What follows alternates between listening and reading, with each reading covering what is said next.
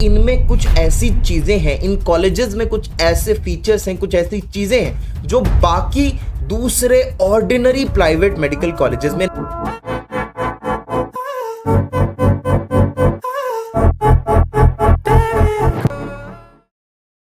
Hello guys, अस्सलाम वालेकुम, नमस्कार, आदाब, सत श्री अकाल। कैसे हैं आप सब लोग? उम्मीद करता हूं सब लोग बहुत ज्यादा अच्छे होंगे। मैं आपका अपना अभिषेक भैया, MBBS 4th year student at Tarunisa memorial medical college and hospital, Ghazipur, Bangladesh.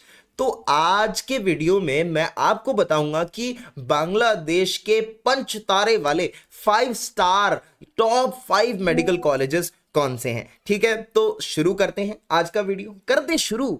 अरे बोलो, बोलते क्यों नहीं हो? अबे करना शुरू। ठीक है भाई, कर रहा हूं, रुको एक सेकंड। देखो ना, टॉप 5 प्राइवेट मेडिकल कॉलेजेस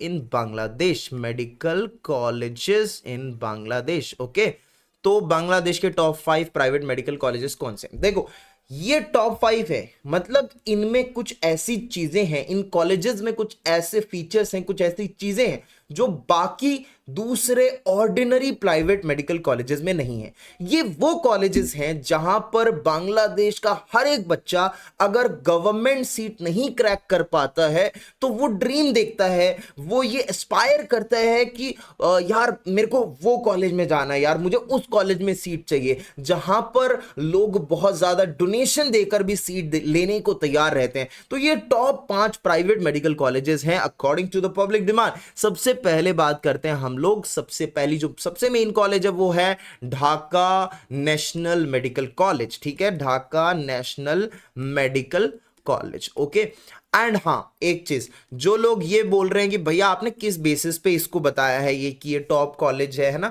तो मैंने बेसिस तो ऑलरेडी बता दिया कि लोकल पॉपुलैरिटी किसकी कितनी ज्यादा है, कितने बड़े इंस्टीट्यूट्स हैं ये। ठीक है, और यहां पर मैं ये जो घटिया क्राइटेरियाज जो आपको कंसल्टेंट्स बता के रखते हैं, एफएमजी रेशियो कैसा है, उसके बेसिस पे भैया इसमें से ढाका नेशनल का एफएमजी रेशियो कैसा है। देखो, मैं ये 100 बार बता चुका हूं, एफएमजी का कॉलेज सिलेक्शन में कोई रोल नहीं होता है।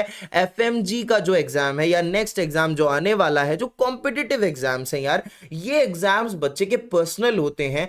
अगर एक स्टूडेंट नॉर्मली किसी मेडिकल कॉलेज में पढ़ेगा और वो एफएमजी के लिए बिल्कुल भी प्रिपरेशन नहीं करेगा, सीधे कॉलेज से पढ़ करके वो एग्जाम देने बैठ जाएगा, तो सीधी सी बात है, अनटिल एंड अनलेस वो बहुत एक्स्ट्रा ऑर्डिनरी ना हो, वो क्लियर नहीं कर पाएगा। तो एक अलग स्ट्रेटजी से उसको कोचिंग करनी पड़ेगी, तैयारी करनी पड़ेगी, टेस्ट देने पड़ेंगे, mock test, previous year question solve करने पड़ेंगे, तब जाके वो एफएमजी के लिए रेडी होगा। तो this is not the criteria to जज any medical college whether it is good और बैड। समझ गए मेरी बात? और नेक्स्ट चीज ये भी है कि आप इससे रिलेट करके देख लीजिए ना कि आप 11th 12th में बोर्ड में बड़ा अच्छे से पढ़े होंगे, लेकिन क्या आप उसी पढ़ाई से, सिर्फ उसी पढ़ाई से जेईई नीट क्लियर कर सकते हैं? नहीं, आप उस पढ़ाई से नहीं कर सकते। आपको अलग से कोचिंग करना पड़ेगा, ऑनलाइन ऑफलाइन, आपको एक स्पेसिफिक तैयारी लगेगी, एक पैटर्न में आपको पढ़ना पड़ेगा, मॉक टेस्ट देने पड़ेंगे, अपनी गलतियां देखनी पड़ेगी, तो एक अब लंबा प्रोसेस बन जाता है। समझ गए मेरी बात? तो सबसे पहला मेडिकल कॉलेज है ढाका नेशनल मेडिकल कॉलेज।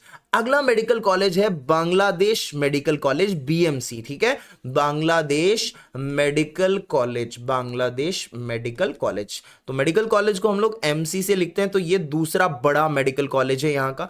फिर उसके बाद तीसरे नंबर पे होली फैमिली रेड क्रिसेंट आता है। ठीक है, होली फैमिली रेड क्रिसेंट आता है।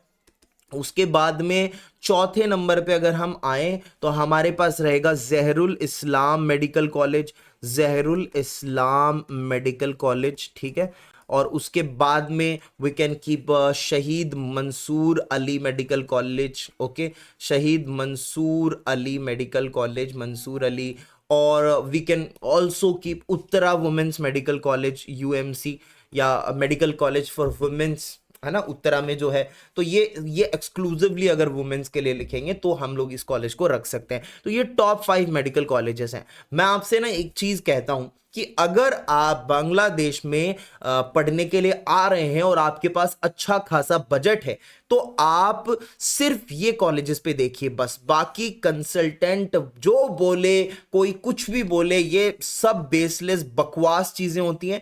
देखो जो मेडिकल कॉलेज बेस्ट है, मतलब यहाँ पे you will get best faculties, अच्छे हॉस्पिटल्स, ठीक है, जहाँ पे पेशेंट्स भी ज्यादा होंगे, जहाँ पर हॉस्टल भी आपको ठीक ठाक मिलेगा, खाना मिलेगा आपको वहां पे, मतलब एक स्टेटस वाइज ये मेडिकल कॉलेजेस बहुत ऊपर आते हैं। समझ गए मेरी बात?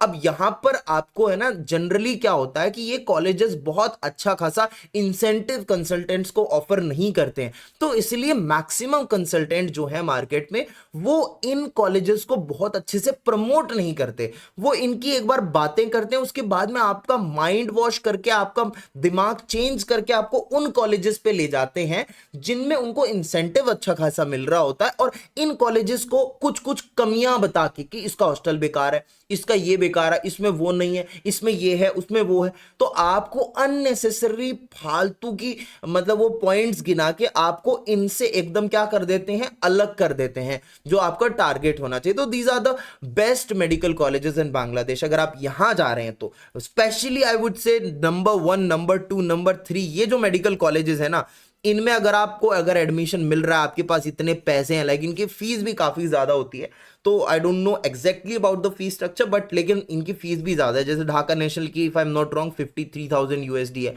जो लेटेस्ट फीस है वो। तो अगर आपके पास इतने पैसे हैं ना, इन्हीं में जाओ भाई, आंख बंद करके अपनी रिसर्च बंद कर दो, फालतू में लोगों से बात करना बंद करो, और ये सारी चीजें।